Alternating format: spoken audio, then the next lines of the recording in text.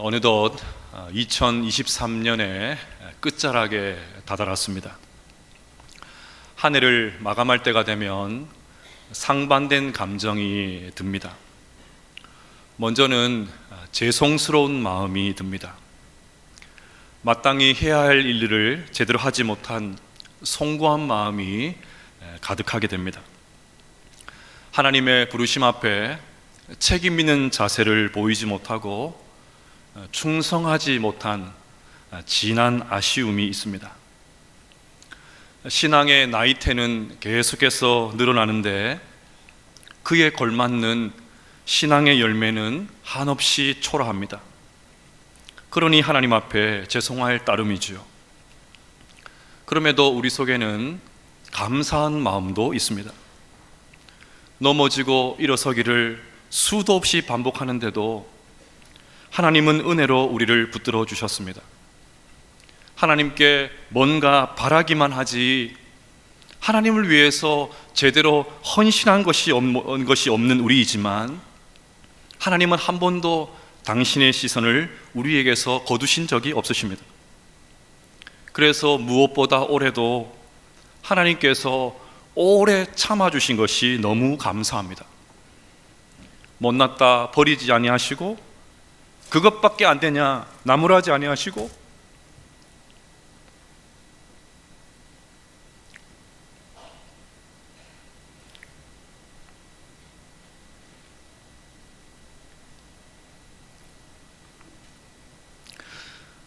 때를 따라 필요한 은혜를 주신 하나님께서 계셨기 때문에 우리가 여기까지 올 수 있었는 줄로 믿습니다.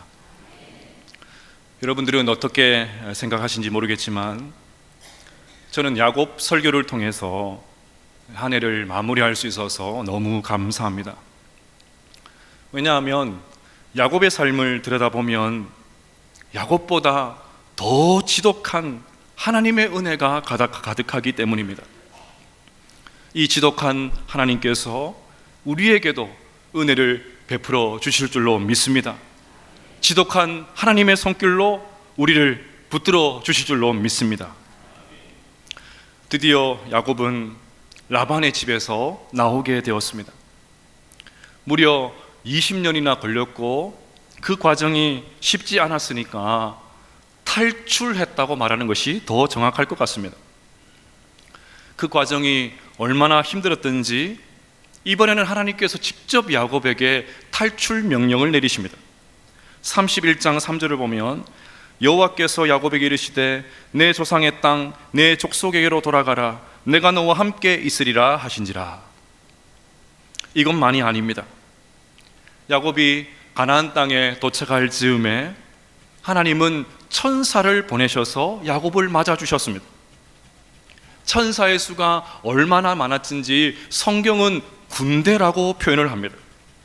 32장 1절과 2절을 보면 야곱이 길을 가는데 하나님의 사자들이 그를 만난지라 야곱이 그들을 볼 때에 이르기를 이는 하나님의 군대라 하고 그 땅 이름을 마하나임이라 하였더라.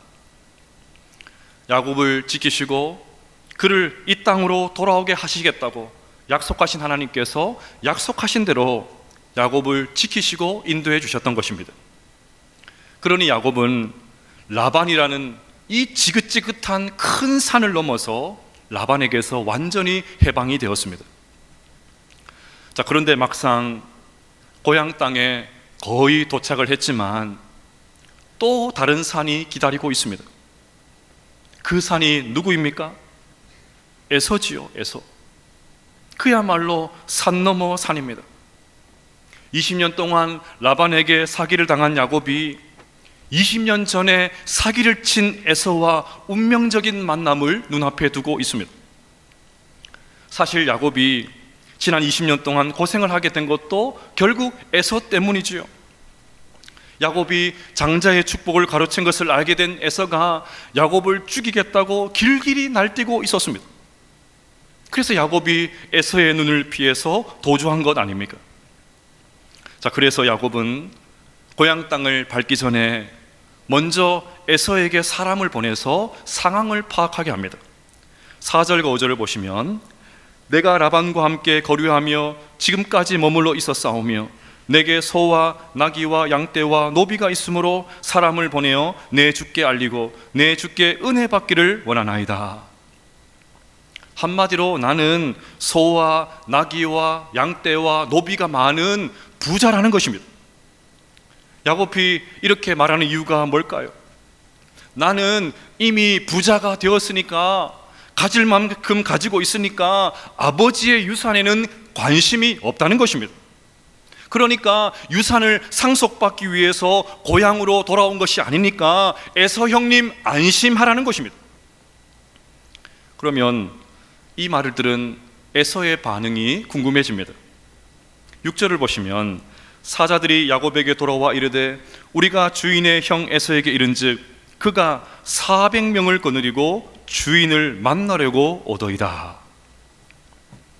에서는 동생이 온다는 소식을 듣고는 무려 400명의 부하를 거느리고 야곱을 만나기 위해서 오고 있습니다.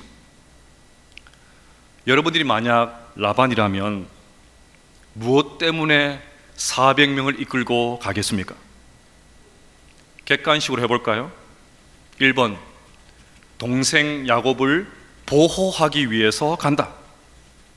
그 많은 가축을 이끌고 오고 있다고 하는데 도중에 무슨 사고가 날지도 모르니까 야곱을 보호하기 위해서 출동한다.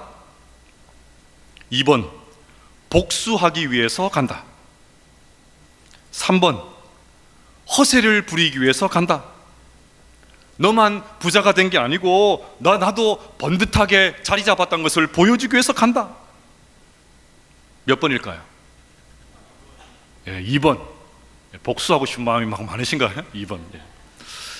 안타깝지만 성경에는 정확한 이유가 나오지 않습니다. 자, 그런데 야곱은 에서가 400명을 데리고 오는 것을 보복으로 해석을 했습니다. 당연하지요. 자기가 형 에서에게 한 짓을, 무슨 짓을 했는지 잘 알고 있으니까 복수로 받아들인 것이 너무나도 당연합니다. 그래서 야곱은 너무 두려운 나머지 즉시로 한 가지 조치를 취합니다.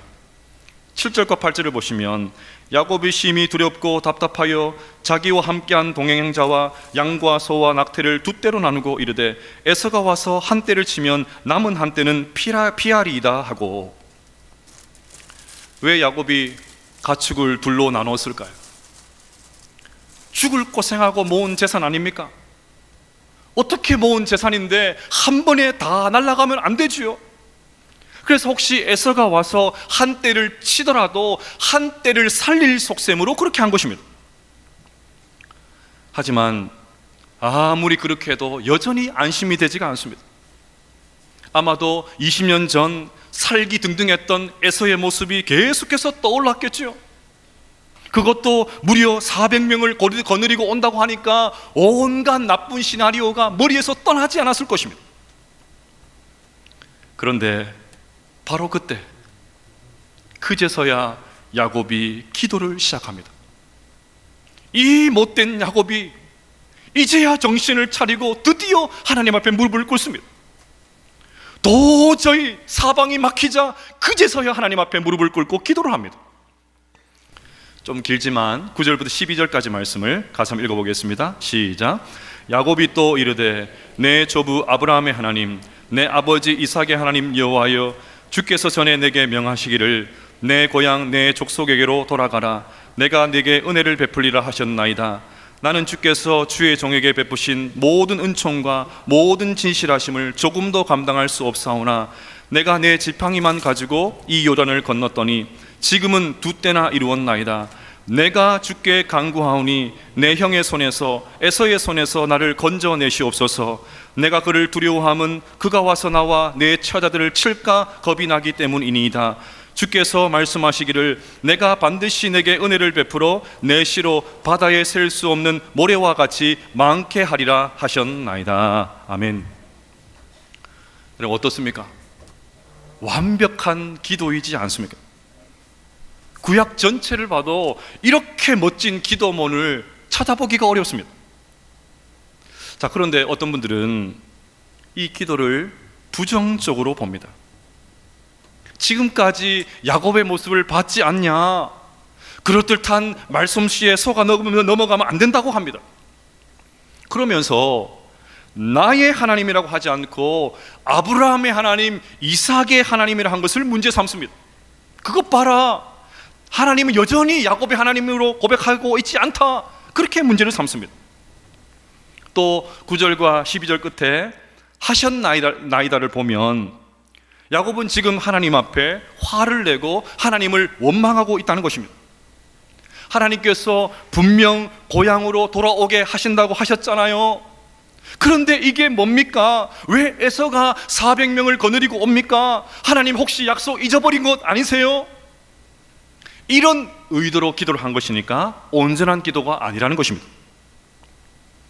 무엇보다 기도를 마친 이후에 야곱이 하는 행동이 그 행동을 못마땅하게 여깁니다. 13절을 보시면 야곱이 거기서 밤을 지내고 그 소유 중에서 형 에서를 위하여 예물을 택하니. 기도를 했지만 여전히 두려운 야곱은 고민 끝에 에서에게 한 보따리 선물을 안기려고 합니다. 그래서 암염소 200마리, 순염소 20마리, 암양 200마리, 순양 20마리, 암낙타 30마리, 암소 40마리, 항소 10마리, 암낙이 20마리, 새끼낙이 10마리를 구별합니다. 여러분, 예물을 택한 이유가 뭘까요? 20절에 나옵니다. 또 너희는 말하기를 주의 종 야곱이 우리 뒤에 있다 하라 하니, 이는 야곱이 말하기를 내가 내 앞에 보내는 예물로 형의 감정을 푼 후에 대면하면 형이 혹시 나를 받아주리라 함이었더라. 에서의 환심을 사기 위해서 그렇게 했던 것입니다.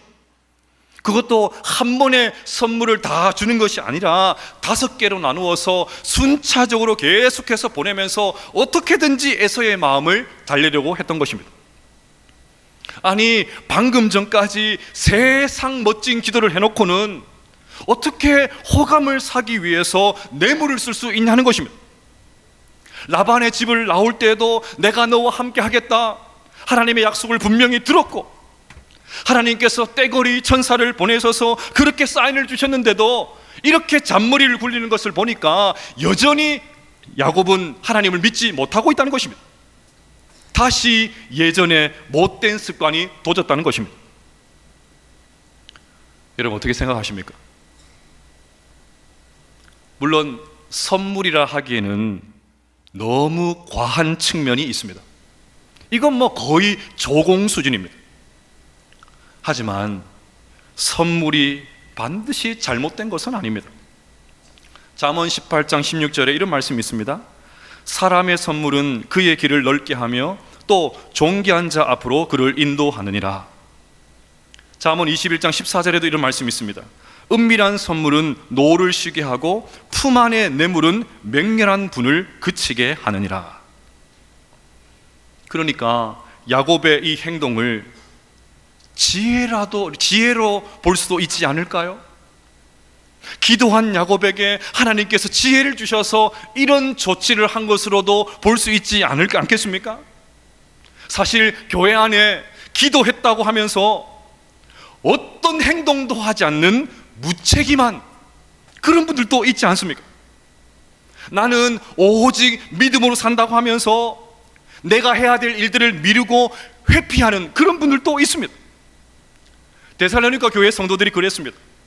주님께서 곧 다시 오신다고 하면서 교회 안에 죽치고 앉아서 헛것 날 기도하고 찬송하면서 허송세월을 보냈습니다. 그것도 모자라서 일체의 일을 하지 않고 다른 사람이 해온 것을 그냥 쌓아놓은 것을 쏙쏙 빼먹는 그런 얄미운 성도들도 있었습니다. 그런 성도들에게 사도 바울이 이렇게 일갈합니다. 누구든지 일하기 싫어하거든 먹지도 말게 하라. 이런 측면에서 저는 이 야곱의 기도가 완벽하지는 않아도 그래도 야곱의 입에서 기도가 터져 나왔다는 것에 의미를 두고 싶습니다. 절대 하나님 앞에 엎드리지 않을 것 같은 그 야곱이 이렇게라도 하나님을 찾게 되었으니까 너무나도 다행이다, 그런 생각을 합니다. 부족해도 이렇게라도 기도했기 때문에 야곱은 더 깊은 기도의 자리로 들어갈 수 있었고, 마침내 진정으로 하나님을 의지하는 그런 사람으로 변화될 수 있었던 것입니다. 자, 기도도 했고 선물 준비도 다 마쳤습니다. 그러면 이제 야곱이 또 안심했을까요? 이어지는 본문을 보면 꼭 그렇지도 않은 것 같습니다. 야곱의 심리 상태를 알 수 있는 대목이 24절에 나옵니다. 야곱은 홀로 남았더니, 야곱은 홀로 남았더니, 야곱은 홀로 남았습니다. 홀로 남았다는 말이 외롭고 답답하고 여전히 두려운 야곱의 마음을 대변해 주는 것 같습니다. 그런데 바로 그때 하나님께서 다시 야곱을 만나 주셨습니다. 24절부터 26절까지 말씀을 같이 읽어보겠습니다. 시작. 야곱은 홀로 남았더니 어떤 사람이 날이 새도록 야곱과 씨름하다가 자기가 야곱을 이기지 못함을 보고 그가 야곱의 허벅지 관절을 치매 야곱의 허벅지 관절이 그 사람과 씨름할 때에 어긋났더라. 그가 이르되 날이 새려하니 나로 가게 하라. 야곱이 이르되 당신이 내게 축복하지 아니하면 가게 하지 아니하겠나이다. 아멘. 우리는 흔히 이 본문을 야곱이 복을 너무 많이 받고 싶은 나머지 하나님 앞에 때를 써서, 즉 강청 기도를 해서 마침내 복을 받은 것으로 그렇게 이 본문을 이해합니다. 하지만 아닙니다. 지금 이 싸움은 야곱이 시작한 싸움이 아닙니다. 누군지는 모르겠지만 상대방이 걸어온 싸움이었습니다. 그러면 이 싸움을 걸어온 어떤 사람이 누굽니까?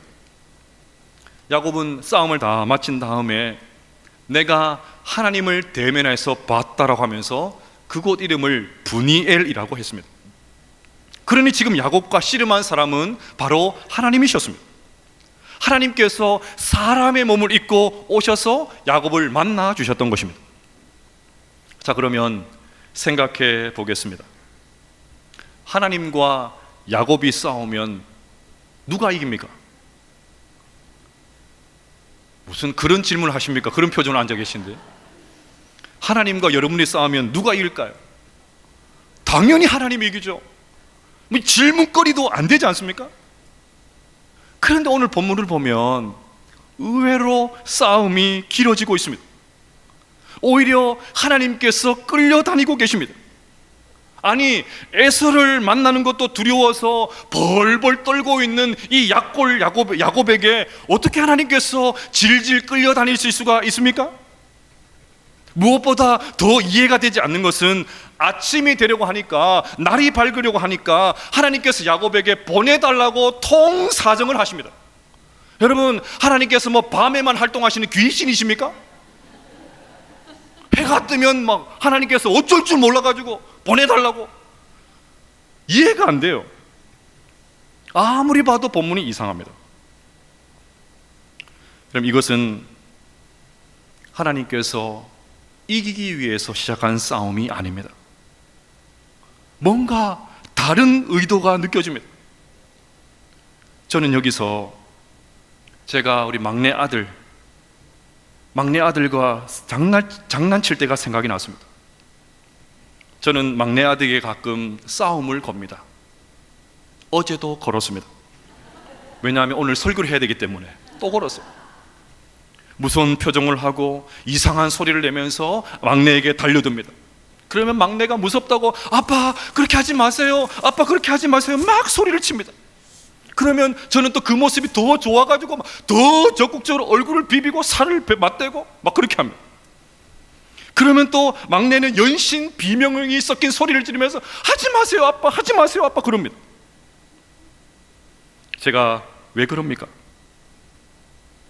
막내가 너무 사랑스럽기 때문입니다. 그래서 더 크기 전에 좀 크면 아빠 왜 그러세요? 담임 목사님 채통을 지키세요. 그럴 거 아닙니까? 더 크기 전에 친밀한 시간을 갖고 싶어서 그러는 것입니다. 여러분, 하나님께서 야곱과 이런 시간을 보내고 싶으셨던 것은 아닐까요? 하나님께서 야곱을 너무 안고 싶으셔서 막 살을 좀 맞대고 싶으셔서 야곱의 그 거친 숨소리를 좀 듣고 싶으셔서 이 못된 야곱 그냥 와락 않으셔가지고 그냥 좀 살 좀 비비고 좀 변화되라고, 그의 땀이 흐르는 땀 냄새도 좀 맡아보고 그냥 좀 시간 좀 보내려고 야곱에게 찾아오셔가지고 한 방에 야곱을 제압할 수 있었음에도 불구하고, 얼마든지 한 방에 칠 수 있었음에도 불구하고 그 힘을 절제하시면서 끝까지 야곱과 씨름하면서 밤새도록 야곱과 부여안고, 나와 좀 시간 좀 가지자, 나 너 좀 만나고 싶어, 너의 얼굴 좀 보고 싶다. 너무너무 그 시간이 좋으셔가지고 밤새도록 하나님께서 그렇게 하지 않으셨을까? 이제 오늘 본문에서 가장 중요한 장면이 남았습니다. 27절 말씀을 같이 한번 읽어보겠습니다. 시작. 내 이름이 무엇이냐? 그가 이르되 야곱이니이다. 하나님께서 야곱에게 내 이름이 무엇이냐? 이름을 물어보십니다. 왜 물어보셨을까요? 하나님께서 정말 야곱의 이름을 모르셨을까요? 그럴 리가 없죠. 내 이름이 무엇이냐? 이 질문은 야곱의 삶을 정확하게 관통하는 질문이었습니다. 사실 야곱은 이전에도 똑같은 질문을 받은 적이 있습니다. 형의 축복을 가로채기 위해서 변장하고 아버지 이삭 앞에 섰을 때 이삭이 물었습니다. 너는 누구냐? 아버지가 물었습니다. 너는 누구냐? 그때 야곱이 아버지에게 대답합니다. 네, 아버지, 저는 맏아들 에서입니다.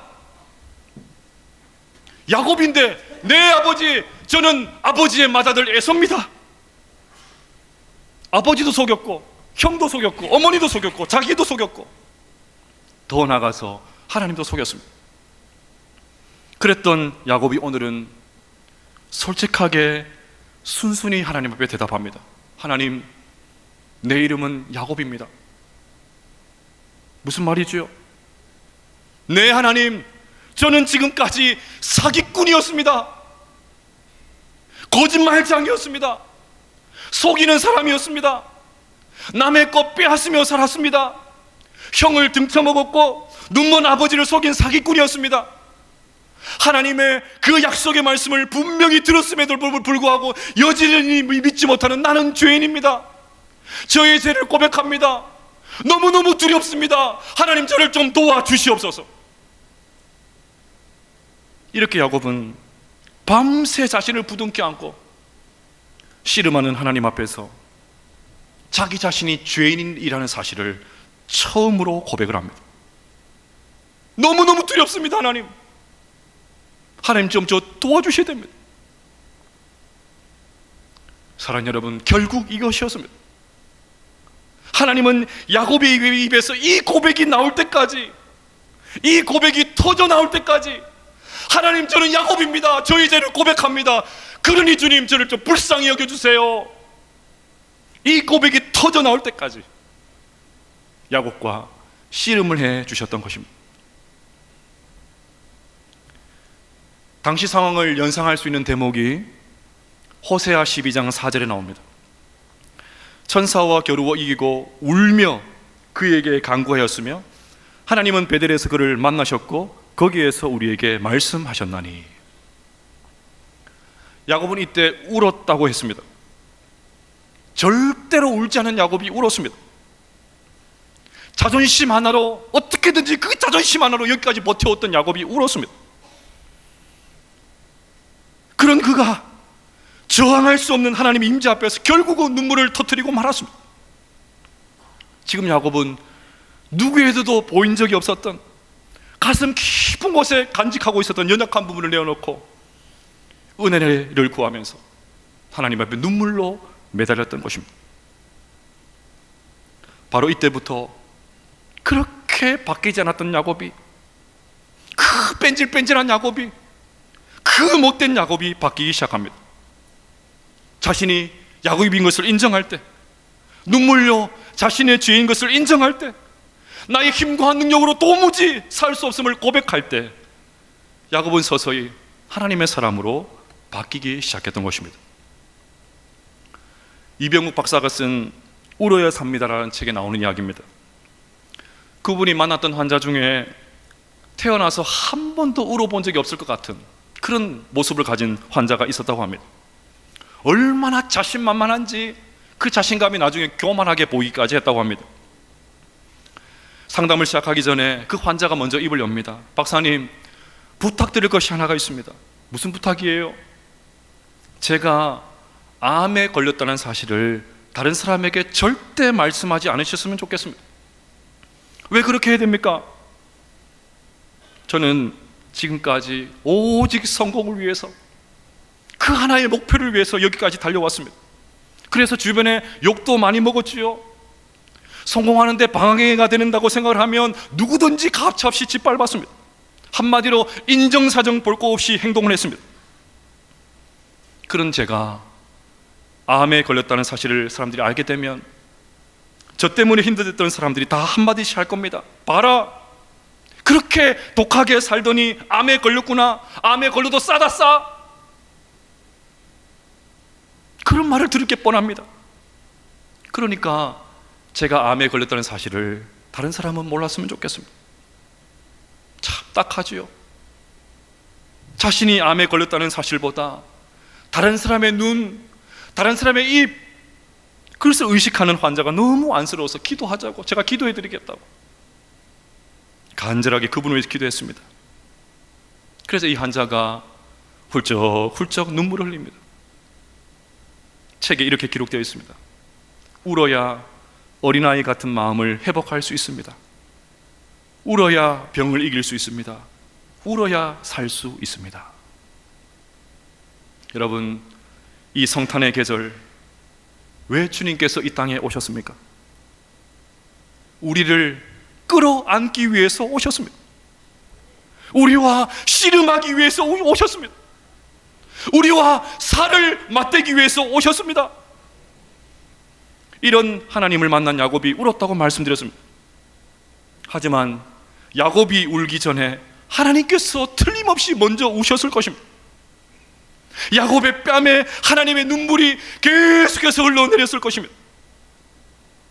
그러니 이 성탄을 하루 앞둔 오늘 다시 십자가의 사랑을 깊이 묵상하면서 감사와 회개의 눈물을 흘릴 수 있는 우리 모두가 될 수 있기를 주님의 이름으로 축복합니다. 내 이름은 야곱입니다. 자신의 죄인됨을 인정한 고백한 야곱에게 하나님께서 이렇게 말씀하십니다. 그가 이르되 내 이름을 다시는 야곱이라 부를 것이 아니요 이스라엘이라 부를 것이니 이는 내가 하나님과 및 사람들과 겨루어 이었음이니라. 이스라엘은 하나님의 왕자라는 뜻도 가지고 있습니다. 야곱이 하나님 앞에 자신의 죄인됨을 고백할 때 하나님께서 야곱을 하나님의 자녀로 맞아주셨던 것입니다. 이 일이 있고 드디어 아침이 밝아왔습니다. 얼마나 눈부시고 가슴 벅찬 새벽이었을까요? 어젯밤에 그곳은 가장 어두운 곳이었으나 지금은 가장 희망찬 장소로 변하고 말았습니다. 성경은 이때 야곱이 허복다리로 인해서 절었다고 기록을 합니다. 그가 분이엘을 지날 때에 해가 돋았고 그의 허복다리로 말미암아 절었더라. 여러분, 이때 야곱의 모습을 한번 상상해 보십시오. 쩔뚝거리는 야곱의 모습이 눈에 선합니다. 아침이 밝아오는 그 새벽에 제대로 걷지도 못하면서 쩔뚝쩔뚝하면서 야곱이 이렇게 말했겠지요. 하나님, 너무 아파요. 제대로 걸을 수가 없어요. 그렇지만 내 영혼은 너무 기쁩니다. 더 이상 두렵지가 않습니다. 더 이상 답답하지 않습니다. 내 삶을 하나님 앞에 다 맡깁니다. 사랑하는 성도 여러분, 무언가 모자라고 무언가 부족하고 그래서 다리를 절어서 제대로 걷지 못하고 그래서 그것 때문에 결국 하나님 앞에 부복하는 사람, 그 사람이야말로 진짜 복 있는 사람인 줄로 믿습니다. 그러니 매일매일 쩔뚝거리는 야곱의 심정으로 하나님 한 분만을 의지할 수 있는 우리 모두가 될 수 있기를 주님의 이름으로 축복합니다. 그리하여 밝게 빛나는 새 아침을 경험하며 날마다 그 하나님의 은혜 때문에 주님의 은혜를 노래하며 찬양하며 살아갈 수 있는 우리 모든 성도님들 다 되시기를 주님의 이름으로 축복합니다.